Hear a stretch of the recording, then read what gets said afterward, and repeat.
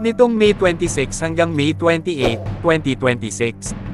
3 araw bago mag-meeting si Marcos at Japan para sa warship deal. 1 linggo bago mag-send off ang BRP Miguel Malvar sa RIMPAC. Ang China, tahimik na nagsagawa ng aircraft carrier drill sa silangan ng Luzon. 170 beses nag-take off at landing ang mga fighter jet nila. Ang layo sa Batanes, 590 kilometers na lang. At ang nakakabahala ay huli na nang malaman ito ng AFP. Ang China drill na ito, hindi aksidente. Ito ay direktang sagot sa RIMPAC 2026. Ngayon ay tatalakayin natin kung paano ginagamit ng China ang Liaoning aircraft carrier para guluhin ang pinakamalaking naval exercise sa mundo.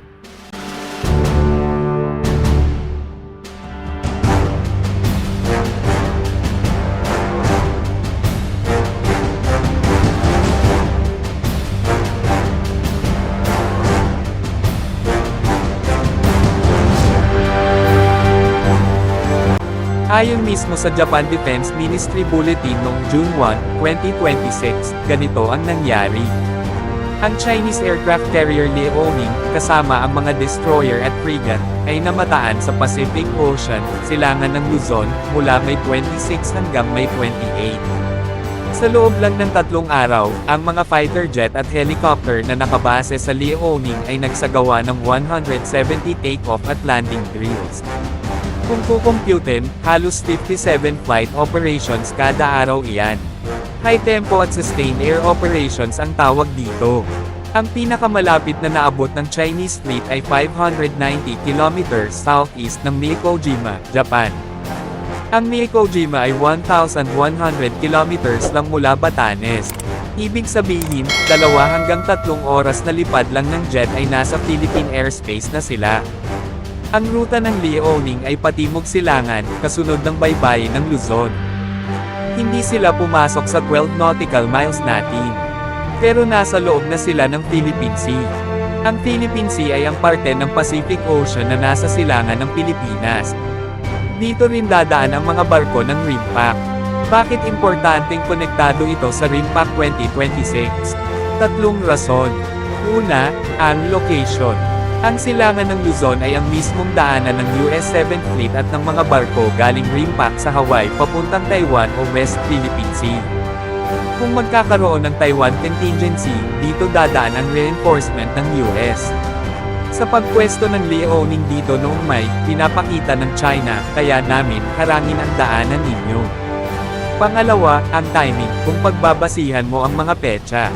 May 26 to 28 ang Liaoning drill.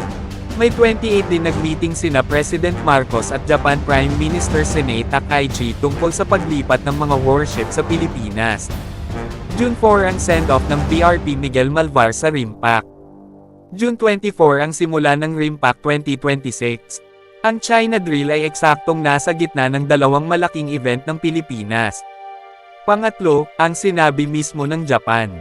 Ayon sa Japan Defense Ministry, ang drill ng China ay response to the deepening security ties between US allies Japan and the Philippines. Ang RIMPAC ay ang pinaka-obvious na example ng deepening security ties. 31 na bansa, 40 na barko, kasama ang Pilipinas, US, at Japan. Ngunit bakit 170 take-off at landing? Bakit hindi 20 lang o 50 lang? Sa military terms, ang 170 sorties in 3 days ay combat level tempo. Ibig sabihin, ginaya ng China ang totoong conditions ng gyera. Pinapakita nila sa US at RIMPAC nations na kaya ng Liaoning ang sustained air war. Ang RIMPAC 2026 ay magpapakita ng interoperability ng 31 na bansa. Magpa-practice sila kung paano magsama-sama sa gyera. Ang sagot ng China, kaya rin namin magsama-sama ang carrier, destroyer, at fighter jets namin sa real combat tempo. Hindi lang ito display. Ito ay training para i-counter ang RIMPAC forces. Kung ang plano ng RIMPAC ay mag-sinking exercise o amphibious landing, ang plano ng China ay mag-air superiority sa Philippine Sea para hindi makatawid ang RIMPAC fleet. Noong tinanong si Rear Admiral Roy Vincent Trinidad tungkol sa Liaoning, ang sagot niya, "It's the first time I heard about that." Ibig sabihin, nalaman lang ng Pilipinas ang tungkol sa drill dahil sa Japan. Wala tayong sariling satellite o long-range radar sa silangan ng Luzon. Ano ang ibig sabihin nito para sa RIMPAC? Ang BRP Miguel Malvar ay sasali sa RIMPAC para mag-training ng Maritime Domain Awareness. Pag-uwi nila galing Hawaii, isa sa mission nila ay bantayan ang Philippine Sea. Pero ngayon pa lang, alam na ng China na bulag tayo doon. Kaya sila nag-drill doon. Ang Japan ay may JS Asahi Destroyer na sumunod sa Liaoning. Tayo ay wala. Sa RIMPAC, matututo tayo kung paano mag-coordinate sa Japan at US para mabantayan ang East Side. Pero habang wala pa tayo, sinasamantala ng China ang butas. Hindi ito first time na gumawa ang China ng drill bago ang malaking exercise ng US at allies. Noong April 2026, bago magbalikatan, nag-live fire drill ang PLA Task Force 107 sa silangan din ng Luzon. Ang nag-lead ay ang Type 055 Destroyer Zuni. Noong June 2026, isang araw matapos mag-warning ang Pilipinas tungkol sa China threat, nag-combat patrol ang China sa Scarborough Shoal. Kasabay iyon ng 5-day PH-US Maritime Exercise. Ang pattern, kada may malaking exercise ang Pilipinas at US, may sagot ang China. Para sa balikatan, live fire. Para sa RIMPAC, carrier drill. Ang sabi ng China, ang mga drill nila ay necessary action in response to the current regional situation. Ang current regional situation na tinutukoy nila ay ang paglapit ng Pilipinas sa US at Japan. At ang RIMPAC ang pinakamalaking simbolo ng paglapit na iyon.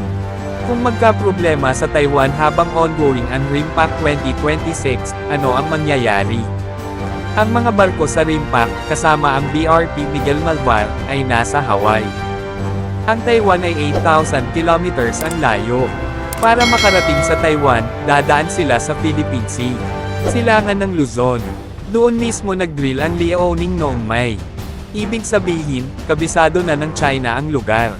Alam na nila ang lalim ng dagat, ang weather patterns, at ang air routes. Kung susubukan ng RIMPAC fleet na dumaan, may dalawang option ang China. Una, harangin nila physically gamit ang Liaoning Strike Group. Pangalawa, gamitin nila ang drill para sabihin na, nag-i-exercise lang kami, habang binablock ang daanan.